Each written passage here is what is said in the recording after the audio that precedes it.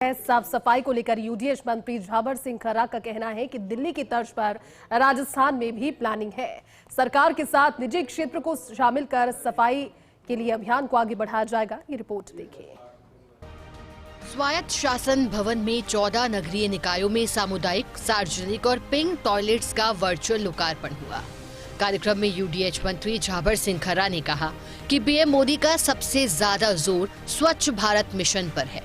इसी को ध्यान में रखते हुए प्रदेश के 14 नगरीय निकायों में 5.7 करोड़ की लागत से 7 सामुदायिक, 5 सार्वजनिक और 5 पिंक टॉयलेट बनाए हैं।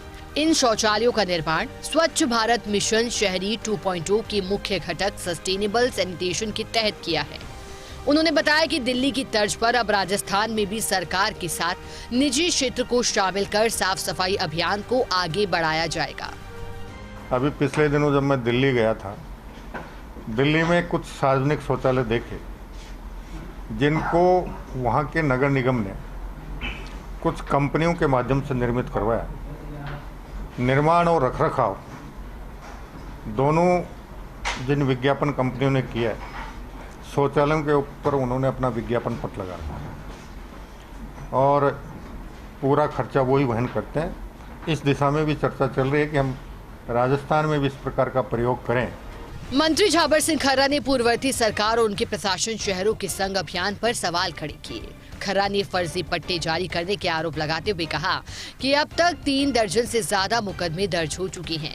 जैसे जैसे मामले संज्ञान में आ रहे हैं, पट्टों को निरस्त किया जा रहा है और अधिकारियों के खिलाफ कार्रवाई की जा रही है। हालांकि कांग्रेस पर आरोप लगाने के दौरान मंत्री जी आंकड़ों के खेल में उलझ गए और 13.5 लाख पट्टे देने के बजाय उन्होंने 13.5 करोड़ पट्टे देने का दावा किया। उन्होंने ये भी स्पष्ट किया कि जांच को लेकर कमेटी जल्द बनेगी। फिलहाल एकल पट्टा प्रकरण की पोल खुल रही है। 13.5 करोड़ पट्टे जारी हुए हैं अभियान के दौरान पूरे प्रदेश में। कहाँ लाखों को लिए घूम रहे हो आप? 13.5 करोड़ पट्टे जारी हुए थे। उनकी अब एक साथ इतनी लंबी जांच नहीं होती। जैसे जैसे जांच हो रही है, दुनिया आम जनता को जैसे जैसे पता चला, शिकायतें नहीं, उसके हिसाब से कार्रवाई होती जा रही है। और अब अभी मुख्यमंत्री जी ने पूरे की जांच की घोषणा की।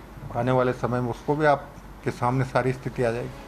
उन्होंने शहर में फैले अतिक्रमण पर भी पूर्ववर्ती कांग्रेस सरकार को घेरा और कहा कि 1974 से 1976 में सरकार ने अधिकारियों के साथ जबरदस्ती करते हुए निशुल्क पट्टे वितरित करने का टारगेट दिया।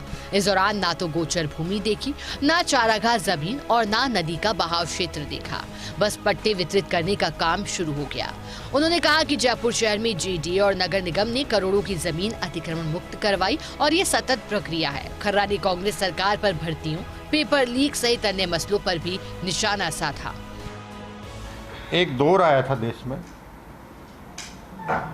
1974, 75, 76। उस समय सरकार ने अधिकारियों के साथ जबरदस्ती की थी।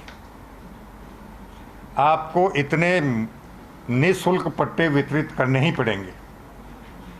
और निःशुल्क पट्टे वितरित करते समय इस बात का ध्यान नहीं रखा गया कि क्या आपके पास समुचित आवासीय भूमि उपलब्ध है। यूडीएच मंत्री ने बताया कि अब बीते 1.5 साल में भर्तियां शुरू हुई हैं।